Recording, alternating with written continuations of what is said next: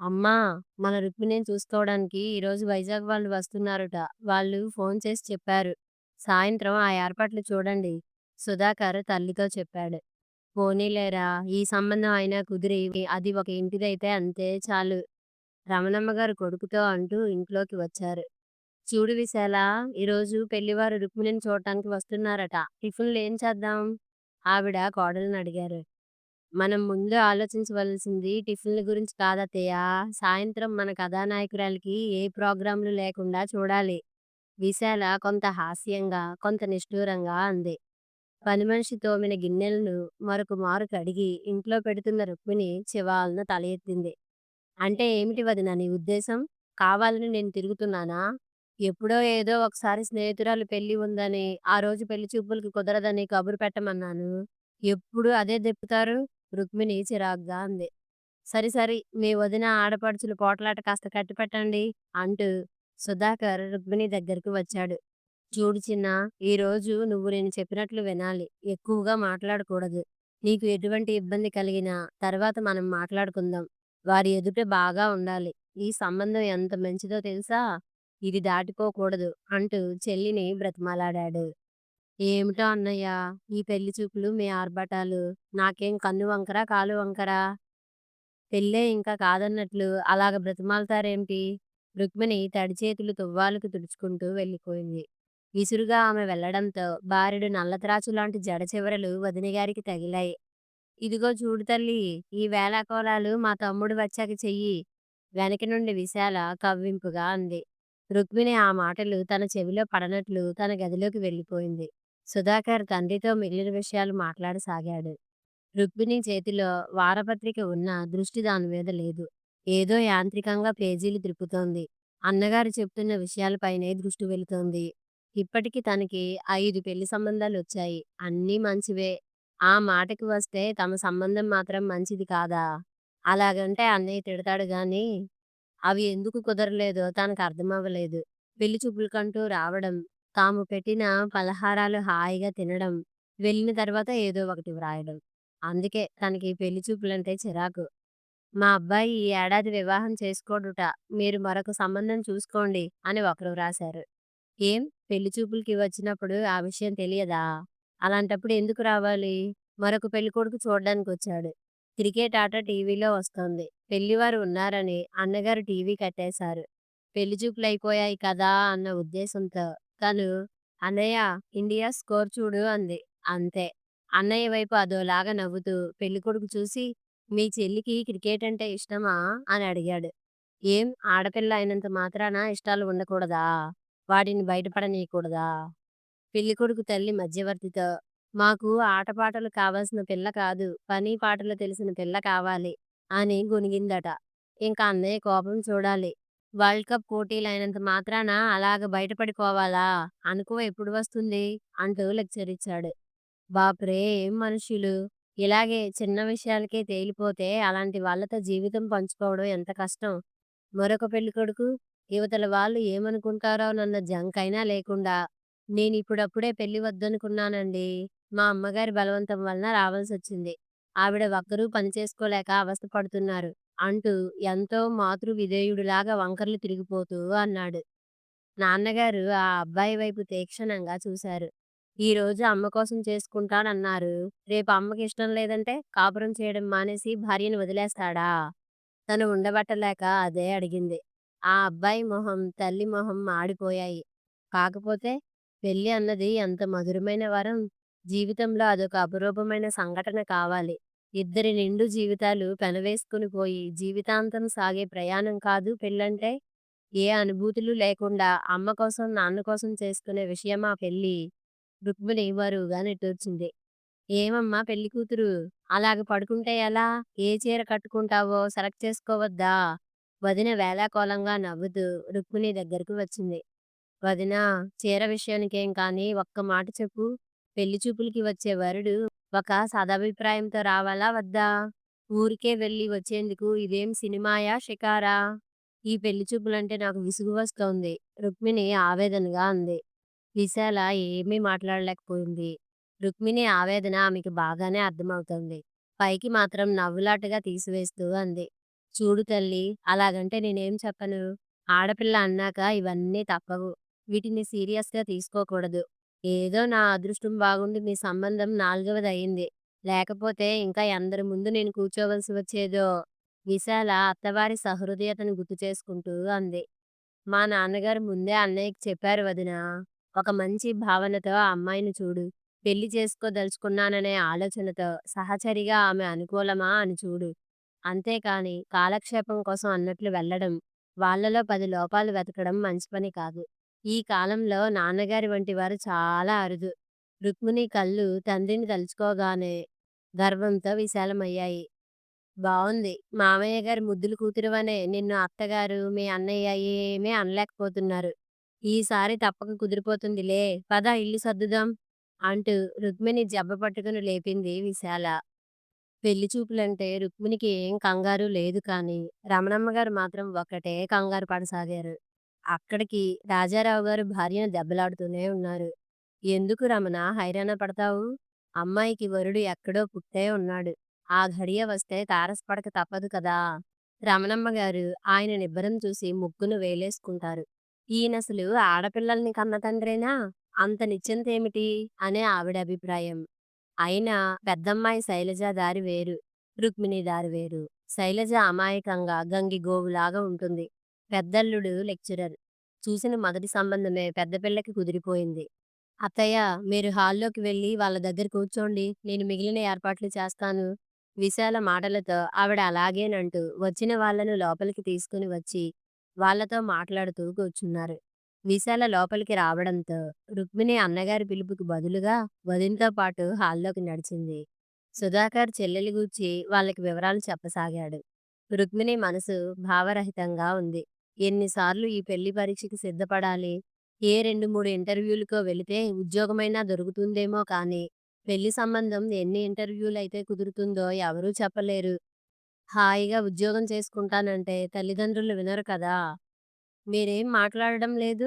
పెళ్ళికొడుకు చెల్లి అడిగింది. రుక్మిణి ఈ లోకంలోకి వచ్చింది. ఏం మాట్లాడమంటారు? చిన్నగా నవ్వి అడిగింది. మీ హాబీస్ ఏమిటి? డిగ్రీతో చదువెందుకు ఆపేశారు? మళ్ళీ ఆ అమ్మాయి అడిగింది. సంగీతం అంటే నాకు ప్రాణం. ఏ కాస్త తీరిక సమయం దొరికినా సంగీతం వింటాను. మంచి పుస్తకాలు చదవడం అంటే ఎంతో ఇష్టం. రుక్మిణిలో బెరుకుపోవడంతో తన వయసే గల ఆ అమ్మాయితో సంభాషణలో పడింది.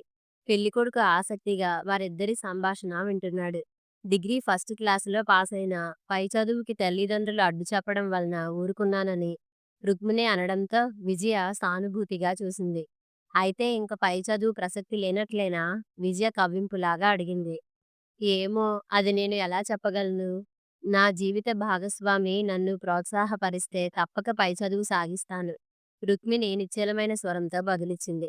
పెళ్ళికొడుకు చూపులు రుక్మిణి చూపులతో కలిశాయి. పర్వాలేదు, అందగాడే అనుకుంది రుక్మిణి. చదువు విషయాలకేం గాని, అమ్మాయి నీకు వంట, పనులు బాగా వచ్చునా? ఇంక ఉండబట్టలేక రుక్మిణిని నందగోపాల్ మేనత్త అడిగింది. రుక్మిణి బదులుగా విశాల జవాబిచ్చింది. ఆవిడ ఇంకా ఏవో అడుగుతూనే ఉంది. నందగోపాల్ నెమ్మదిగా, అత్తయ్య, అన్ని పనులు ముందే వచ్చి ఉండాలా? తర్వాత నేర్చుకోకూడదా? అని అడిగాడు. అతడి మాటలకి ఆవిడ మనసులోనే ఉలిక్కిపడింది. పైకి మాత్రం నవ్వుతూ, ఏరా నందు, నువ్వు పెద్దవాడివైపోయావురోయ్! అన్నయ్య, నీ కొడుకునే ప్రశ్నలేవైనా అడగమను. మధ్యలో మనం ఎందుకు? అని అంది. రుక్మిణి అతడి సహృదయతకి సంతోషించింది. ఆమె తండ్రి అన్నీ అడగమని చెప్పినా అతడు ఏ ప్రశ్నలు వేయలేదు. అతడి తండ్రి సుబ్బారావు గారు ఏవో తనకి తోచినవి అడిగారు. రుక్మిణి వినయంగానే సమాధానమిచ్చింది. అందరూ వెళతామని లేచారు. విశాల, రమణమ్మ గారు ఇల్లు చూపించడానికి వాళ్ళని తీసుకెళ్లారు. రుక్మిణి, విజయ, నందగోపాల్ హాలులో ఉండిపోయారు.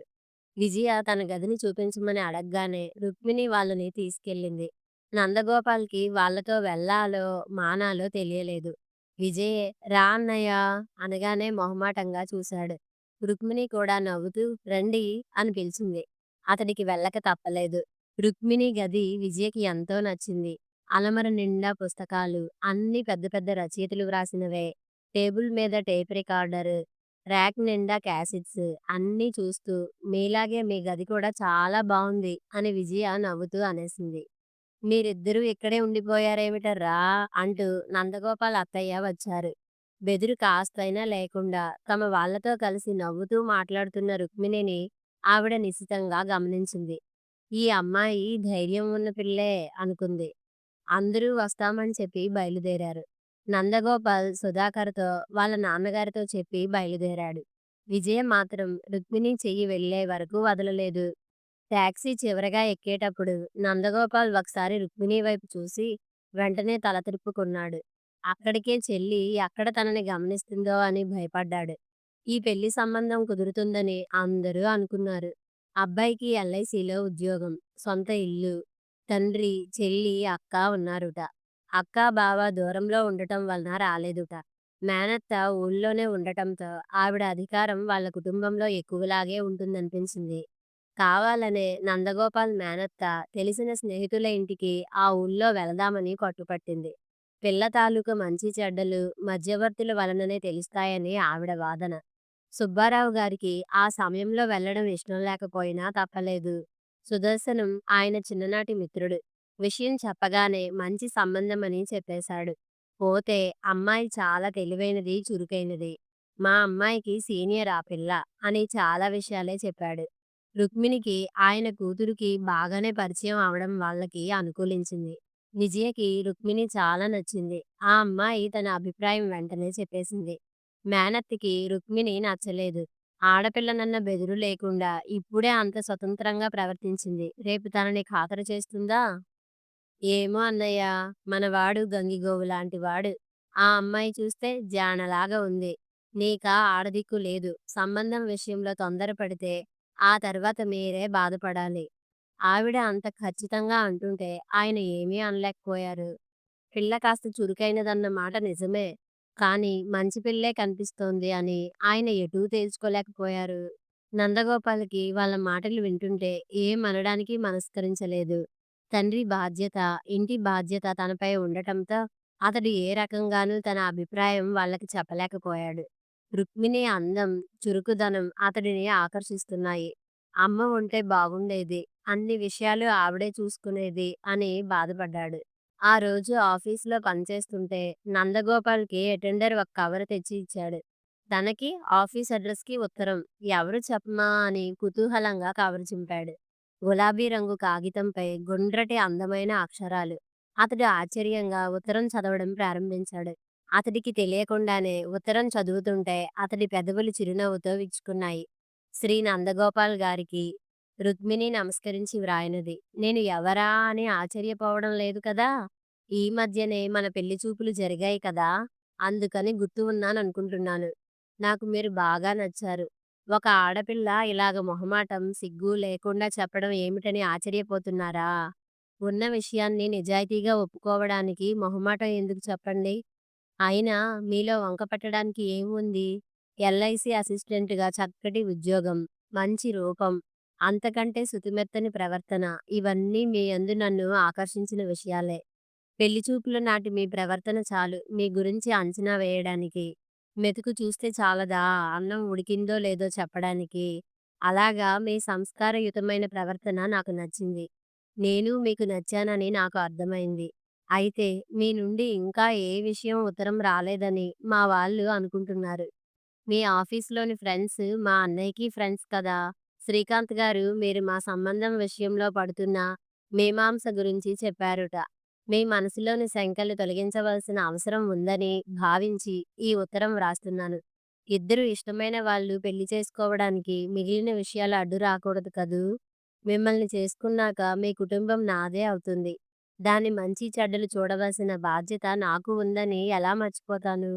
కుటుంబం వేరు, వ్యక్తులు వేరు కాదు కదా! కుటుంబం అంటే నాకు ఎంతో ప్రేమ, గౌరవం. అందుకే మా వాళ్ళ మాటకి విలువనిచ్చి వివాహానికి సుముఖత చూపించాను. పై చదువు అయినా మీరు ప్రోత్సాహం ఇస్తే నా విధులు నిర్వహించాక కొనసాగిస్తాను.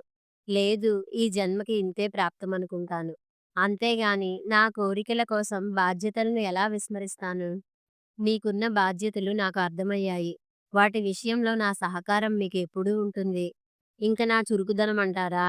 దాన్ని భరించే సహృదయత మీలో నాకు కనిపించింది. కాస్త తెలివితేటలు, చురుకుదనం ఉన్నంత మాత్రం చేత ఆ అమ్మాయిల గురించి ఏవో ఊహించడం సమంజసం కాదనుకుంటాను. నా పట్ల మీకు నమ్మకం కలిగితే, మన సహజీవనం బాగుంటుందని మీకు అనిపిస్తే, త్వరలో ఒక నిర్ణయానికి వస్తారని ఆశిస్తాను. ఇలాగ ఉత్తరం వ్రాయడానికి మీరే కారణం. నా మనసులోని మీరు తొంగి చూశారు కనుక, వ్రాయడంలో తప్పు లేదని నేను భావిస్తున్నాను. అయినా రుక్మిణీదేవికి అయితే అగ్నిద్యోతనుడు బ్రాహ్మణుడు ఉన్నాడు కనుక, శ్రీకృష్ణునికి సందేశం పంపగలిగింది. మరి ఈ రుక్మిణికి ఈ ఉత్తరమే శరణ్యమైంది.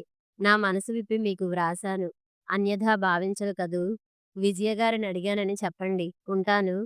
మీ పెళ్లి చూపుల కన్నె రుక్మిణి. ఎస్. ఈనాటి అమ్మాయిలకి ఈ మాత్రం సాహసం అవసరం కదూ! అందుకే వ్రాస్తున్నా ఈ ఉత్తరం. నందగోపాల్ ఉత్తరం మడిచి చుట్టూ చూశాడు. అందరూ వాళ్ళు పనులలో వాళ్ళు మునిగి ఉన్నారు. ఒక దేవకన్య మంచి గంధాన్ని తన సుకుమారమైన వేళ్లతో చిలకరించినట్లు, సన్నజాజుల పరిమళంతో చల్లటి గాలి తనని తాకినట్లు అతడికి దివ్యమైన అనుభూతి కలిగింది. అతడు నెమ్మదిగా ఆ ఉత్తరాన్ని మడిచి సున్నితంగా పెదవులకి ఆంచుకున్నాడు. నాన్నగారు! విజయ పిలుపుకి సుబ్బారావు గారు పేపర్లో నుండి తలపైకెత్తారు. ఎదురుగుండా విజయ నవ్వుతూ నిలబడింది. ఆ అమ్మాయికి కాస్త దూరంలో తలదూవుకుంటూ నందగోపాల్. అన్నయ్యకి రుక్మిణి గారు నచ్చారుట. ఎటువంటి సందేహాలు మీరు మనసులో పెట్టుకోకుండా వాళ్ళకి ఉత్తరం వ్రాయండి. మిగిలిన విషయాలు మాట్లాడుకుందుకి వాళ్ళని రమ్మనండి. చూసారా, నాకు నచ్చిన వదినే ఈ ఇంటికి వస్తోంది. విజయ మాటలకి ఆయన అవునా అన్నట్లు కొడుకు వైపు చూశారు. కొడుకు చిరునవ్వులోనే ఆయనకి సమాధానం దొరికింది. కథ సమాప్తం.